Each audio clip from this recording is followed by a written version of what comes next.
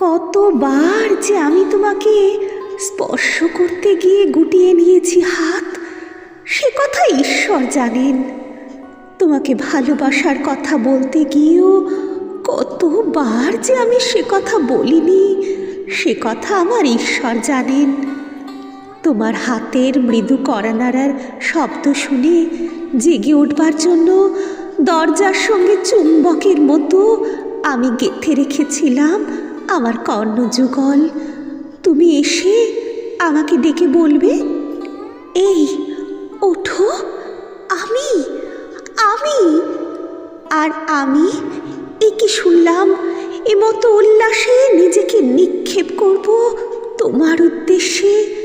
কতবার যে এরকম একটি দৃশ্যের কথা আমি মনে মনে কল্পনা করেছি, সে কথা আমার ঈশ্বর জানেন।